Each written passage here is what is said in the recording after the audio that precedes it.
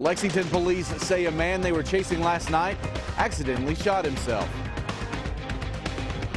Pretty chilly the rest of the day. We head off into the night, and we're going to be looking for those plans later on for those parties, festivities going on. I'm going to break down the forecast for you. It's going to be pretty chilly. I'll have that coming up. I have a look at some of the events taking place tonight for New Year's Eve.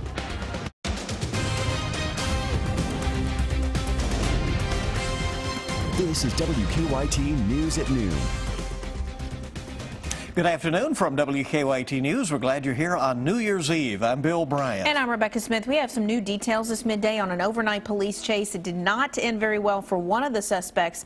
Police tried to make a traffic stop on a stolen car, but the driver took off. And when the SUV finally did stop, not only did one man inside accidentally shoot himself, but he also ended up being bitten by a police dog.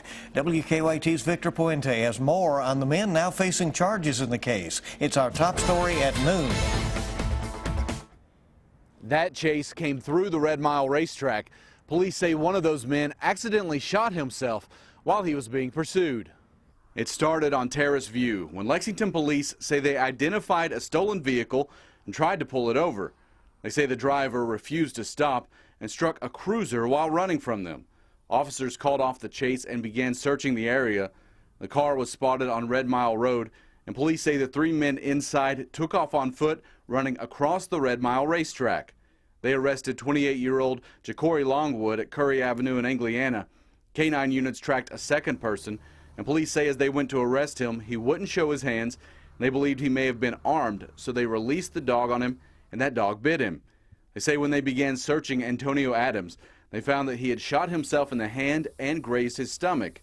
They say he told them where he had hid that gun, and they were able to find it. He was taken to the hospital and later to jail. Police are still searching for the third person from that car. Police tell us the cruiser that was struck only had minor damage and that officer wasn't injured.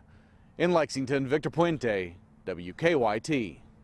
Victor, thank you very much. And Longwood is charged with fleeing and evading and possession of a controlled substance. Adams is facing a long list of charges, including assault, wanton endangerment, and fleeing and evading the police. Well, no one was hurt when shots were fired into two Lexington homes. Police were called to an apartment on Alumni Drive after two people inside said a bullet came into their unit. While police were there, more gunshots were heard, this time on nearby Mount Tabor Road. Police found bullets in a home there. The people inside that home were not hurt. We do not know if these cases are connected. We have some new details here at midday in the murder of a Georgetown College graduate in Chile. The Murray Ledger-Times reporting that a group of judges found the suspect charged with killing Erica Hagan not guilty. Hagan, who is a Callaway County native, was murdered in September of 2014. The 22-year-old was in Chile teaching children the English language. Police arrested a security guard, Domingo Coffrey, for Hagan's murder. Hagan's family tells a Paducah TV station that they disagree with the verdict because prosecutors presented DNA evidence tying Coffrey to the crime. Police are reviewing surveillance video this afternoon from a robbery in Nicholasville. A man walked into the Kroger pharmacy in the Bell Reef Shopping Center and handed the clerk a note. That note said the clerk had 30 seconds to put bottles of oxycodone in a bag or someone would get hurt. The robber was wearing a surgical mask at the time. The last day of 2015 is off to a chilly start, but the big question everybody has on their minds, what to expect if you're going out tonight for some revelry. WKYT meteorologist Mike Harris fills us in. Yeah, we're going to be dealing with some temperatures very chilly throughout the rest of the day, staying in the 30s for the most part. Then we hit tonight, and it gets pretty cold once that coldest air really does settle on in. There's a look across Lexington. Temperatures are sitting there in the mid-30s for most, even some upper 30s down toward the southeast. And what we're going to be looking at as we roll through the rest of your day, temperatures hovering right around that mid to upper 30-degree range. So we're really not going to rise that much more from where we are at this very moment.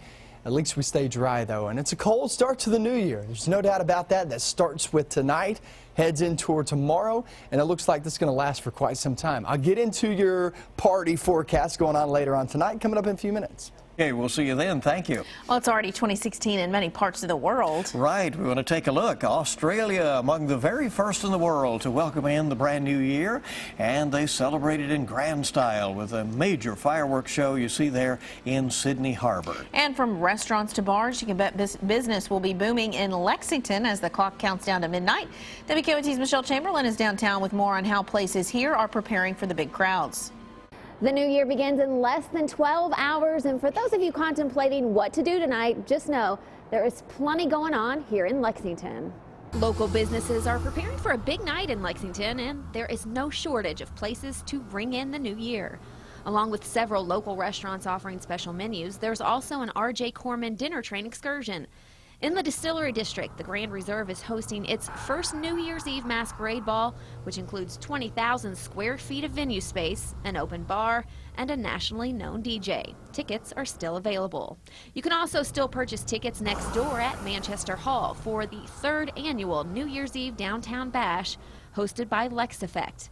Owner Kaylin Query says Lexington businesses are thriving, and tonight's the perfect time to get out and support local. We can't continue to thrive if people don't come out and support. So whether it's going to dinner or whether it's going and grabbing a couple drinks at a bar, there's lots of options no matter the price range that you're looking at, anywhere from $10 to $200. So find what's a good fit and make sure you come out.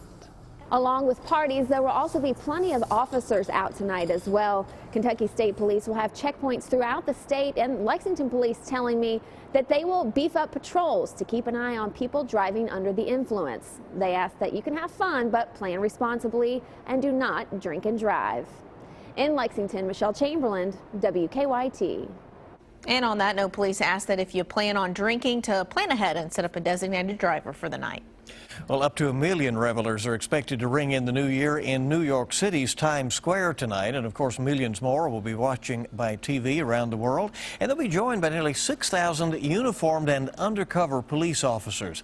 The head of the city's counterterrorism unit says New York City will be the safest place to be in the world. Leave the worrying to the NYPD. People should feel safe this New Year's Eve because we're there.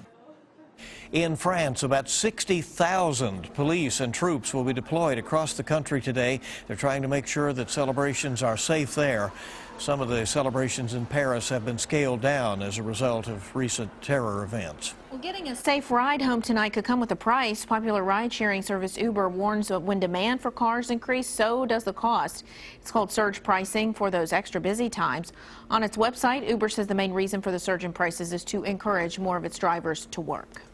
And if you do not want to miss Jordan Smith singing the national anthem at Saturday's game, listen up. The winner of this past season's The Voice was invited, of course, to sing the national anthem coming up before the Kentucky Ole Miss game. And the new Game Day app will exclusively stream his performance along with the starting lineups. You can download the app before Saturday to get a notification on your smartphone and remind you then to watch at that time. We have more information on all of it at WKYT.com.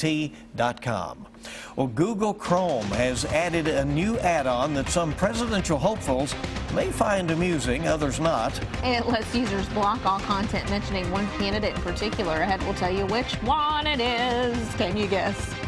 Bill Cosby's attorneys are firing back after he was arrested and charged with sexual assault. I'm Kenneth Gregg in Elkins Park, Pennsylvania, with the latest coming up.